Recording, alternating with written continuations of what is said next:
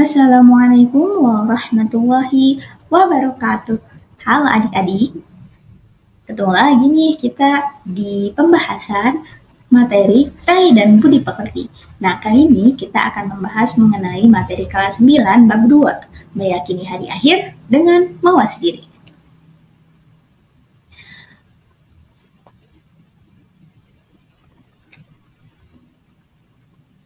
Baik, di sini yang pertama kita akan membahas mengenai pengertian dan dalil iman kepada hari akhir. Nah, yang pertama, iman. Seperti yang pernah dijelaskan di materi-materi sebelumnya, iman ini artinya percaya. Iman kepada hari akhir artinya percaya dan meyakini bahwa akan ada hari akhir gitu ya. Nah, iman kepada hari akhir termasuk kepada rukun iman. Rukun iman keberapa? Ayo. Ya, jadi iman kepada hari akhir ini termasuk kepada rukun iman kelima. Nah, di sini juga ada beberapa pengertian mengenai hari akhir ya. Ada 16 pengertian atau nama lain dari hari akhir. Boleh di pause terlebih dahulu jika adik-adik ingin membacanya. Silahkan, sudah tertera di slide.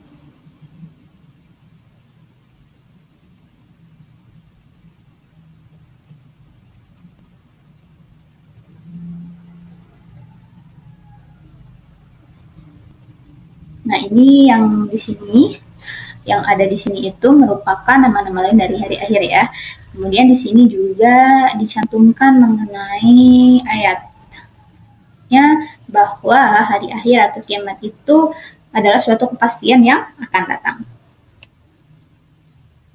Baik, ternyata kiamat pun dibagi menjadi dua. Ada kiamat sugro, ada kiamat kubro. Nah, apa sih perbedaannya? Nah, kiamat sugro atau disebut juga kiamat kecil. Kiamat sugro hanya bagian-bagian tertentu saja yang mengalami kehancuran. Contohnya ini ada dari kematian, ada bencana alam, dan lain-lain. Coba adik-adik bisa sebutkan ya, selain dari kematian dan bencana alam. Selanjutnya ada kiamat kubro atau kiamat besar. Kiamat ini tidak dapat digambarkan secara detail, namun kita dapat mengetahui gambarannya secara tersurat dalam Al-Quran.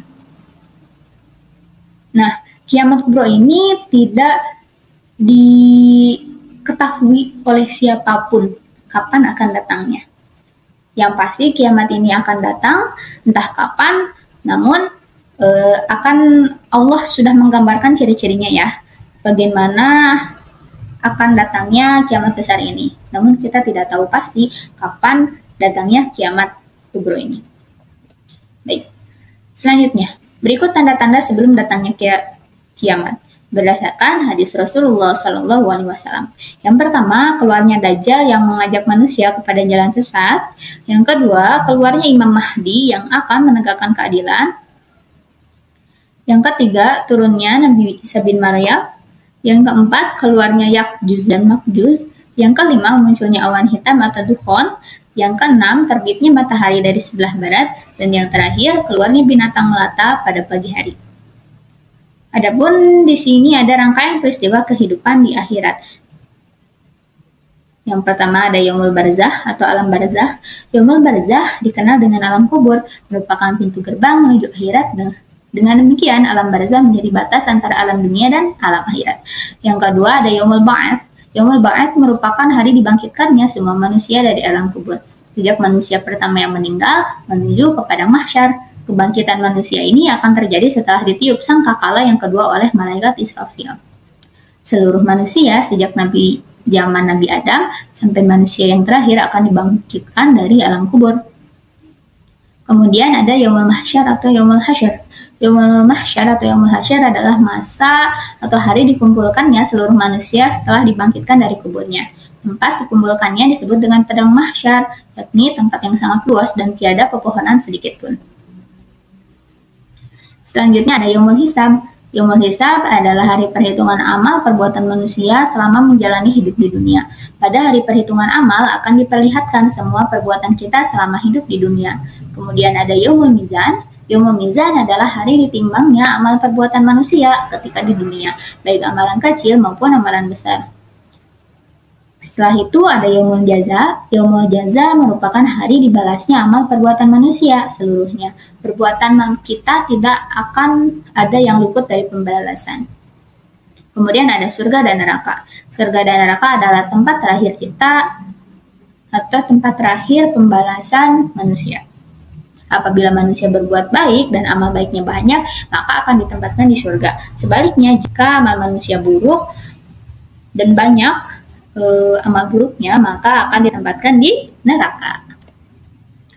Baik, selanjutnya di sini ada nama-nama surga dan nama-nama neraka berdasarkan ayat-ayat yang ada di dalam Al-Quran. Boleh adik-adik pause terlebih dahulu untuk membaca nama-nama surga dan nama-nama neraka.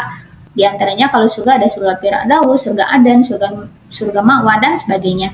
Adapun nama-nama neraka ada neraka Jahanam, ada neraka Lazza, ada neraka Utamah, dan lain sebagainya. Boleh di pause terlebih dahulu. Baik, sekian dan terima kasih.